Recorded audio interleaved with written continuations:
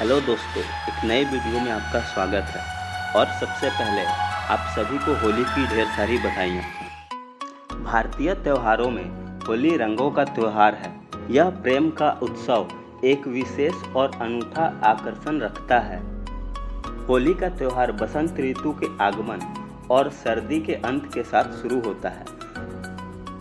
हर त्योहार हमें अपने दोस्तों और रिश्तेदारों के साथ अच्छे पल बिताने का अवसर देता है। ठीक उसी तरह होली भी हमें अपने प्रियजनों के साथ आनंद लेने का एक अद्भुत अवसर देता है। यह त्योहार बहुत ही उत्साह के साथ मनाया जाता है और भारत में होली की एक लंबी परंपरा है।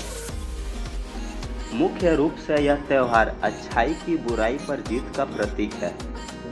भगवान विष्णु द्वारा प्रहलाद की रक्षा के साथ ही दानव होलिका के दहन के साथ ही लोग होली का त्योहार मनाते हैं। होली के त्योहार के पीछे एक रोचक इतिहास है, तो आइए उस इतिहास के बारे में जानते हैं। हिंदू पौराणिक कथाओं में हिरण्यकश्यप, जिन्हें हिरण्यकशिपु भी कहा जाता है, उनके छोटे भाई हिरण्याक्ष भगवान विष्णु के वराह अवतार द्वारा मारे जाते हैं। इससे क्रोधित होकर हिरण्यकश्यप ने ब्रह्मा जी को प्रसन्न करने के लिए तपस्या करके अमर होने का वरदान प्राप्त करने का निर्णय लिया। वह अपने तपस्या से ब्रह्मा जी को प्रसन्न कर लेता है और अमर होने का वरदान मांगता है, पर ब्रह्मा जी अमरत्व का वरदान नहीं दे सकते थे। उसके बदले में उसे वरदान प्राप्त होता है कि ना तो वो दिन में मारा जा सकता है और ना ही रात में, ना घर के अंदर ना ही घर के बाहर, ना ही आकाश में और ना ही भूमि पर, और ना ही स्वर्ग में ना ही पाताल में, ना अस्त्र से ना शस्त्र से, और ना ही किसी मनुष्य, असुर, देव या जानवरों से। इस वरदान को प्राप्त कर वो बहुत शक्तिशाली हो गया और बाद में सभी को सताने लगा और भगवान विष्णु के भक्तों पर कहर बरसाने लगा। वो बहुत शक्तिशाली हो चुका था और सबसे भगवान विष्णु की जगह खुद की पूजा करने को कहता। पर उनका अपना पुत्र प्रहलाद भगवान विष्णु का बहुत बड़ा भक्त था और उसने अपने पिता हिरण्यकश्यप को भगवान के रूप में पूजा करने से मना कर दिया था। हिरण्यकश्यप इससे बहुत क्रोधित हुआ और अपने क्रोध में हिरण्यकश्यप ने अपने बेटे को मारने का फैसला किया, लेकिन हर बार वो नाकाम हो जाता। भगवान विष्णु हर बार उसे बचा लेते। हिरण्यकश्यप ने अपने बेटे को पहाड़ी से नीचे तक फेंक दिया था, सांपों से भरे कमरे में बंद कर दिया था, पर भगवान विष्णु हर बार उसे बचा लेते। अंत में हिरण्यकश्यप की बहन होलिका, जिसे विशेष वरदान प्राप्त था कि वो आग में नहीं जलेगी, इस वरदान का लाभ उठाने के लिए हिरण्यकश्यप ने उसे आज्ञा दी कि वह प्रहलाद को लेकर अग्नि में प्रवेश कर जाए, जिससे प्रहलाद की मृत्यु हो जाएगी। होलिका ने खुद को कंबल से ढककर प्रहलाद को लेकर अग्नि में प्रवेश किया, पर जैसे ही वह अग्नि में गई, तेज हवा बहने लगा और होलिका का कंबल प्रहलाद के शरीर को जाकर ढक लेता है और होलिका अग्नि में जलकर भस्म हो जाती है। होलिका के अंत की खुशी में होली का त्यौहार मनाया जाता है और उससे पहले हम हर साल होलिका दहन करते हैं। इस घटना से हमें ये सीखना चाहिए कि हमें अपनी शक्तियों का इस्तेमाल दूसरों को सताने के लिए या उनका नुकसान करने के लिए नहीं करना चाहिए, नहीं तो अंत में नुकसान हमारा ही होगा।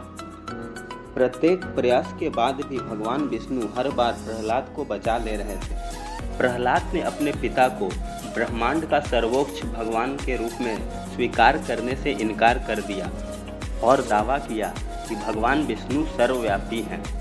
क्रोध में आकर हिरण्यकश्यप ने अपने पास के एक स्तंभ की ओर इशारा किया और पूछा कि क्या उसमें तुम्हारा विष्णु है? यदि वो हर जगह है तो वह इस स्तंभ में मेरे सामने क्यों नहीं है? प्रहलाद ने उत्तर दिया, वो वहाँ थे, वहीं हैं और वहीं रहेंगे।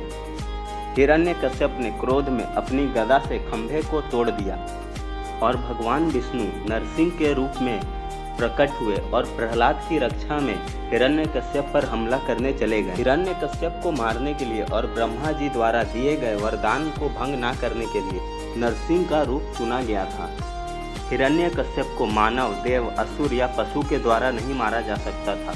नरसिंह इनमें से कोई नहीं थे, क्योंकि वो आधा मनुष्य और आधे शेर के रूप में भगवान विष्णु के अवतार थे। उन्होंने हिरण्यकश्यप को अपनी आवास के दहलीज पर ले गए, जो ना तो घर के अंदर था और ना ही बाहर, और शाम के समय में जो ना दिन था और ना ही रात, और उसे अपने गोद में रखा, जो ना आसमान में था और ना ही जमीन पर, और अपने तेज नाखूनों से, जो कि कोई शस्त्र नहीं था, उससे वह हिरण्यकश्यप को चीर कर मार देते हैं। नरसिंह क्रोधित थे और यह देख ब्रह्मा जी ने प्रहलाद को उन्हें शांत करने के लिए भेजा। फिर प्रहलाद ने भजन गाया, तब जाकर क्रोधित नरसिंह शांत हुए और शांत नरसिम्हा बन गए। होली से जुड़ी एक और कथा जो भगवान कृष्ण और राधा जी की कहानी है। भगवान कृष्ण की काली त्वचा हमेशा उनके प्रति गोपियों की समानता के बारे में उन्हें निराश करती थी, जिसके लिए उनकी मां ने उन्हें राधा के पास जाने और अपने चेहरे को अपने मनचाहे रंग से रंगने को कहा। भगवान कृष्ण, जो अपने शरारती व्यवहार के लिए जाने जाते हैं, उन्होंने वृंदावन गांव में राधा और अन्य गोपियों के साथ होली खेली थी। वहीं से रंग और पानी से होली खेलने की परंपरा विकसित हुई। पहले के समय होली में इस्तेमाल होने वाले रंग फूलों से बनाए जाते थे, जो हमारे त्वचा के लिए लाभदायक थे, पर अब इसे केमिकल से बनाया जाता है, जो कि हमारे स्किन के लिए बिल्कुल भी अच्छे नहीं होते हैं। इसलिए आप भी होली में ऐसे रंगों का इस्तेमाल करें जो कि केमिकल से ना बने हुए हों। यह वीडियो आपको कैसा लगा कमेंट कर बताएं, और एक बार और होली की आप सभी को ढेर सारी शुभकामनाएं।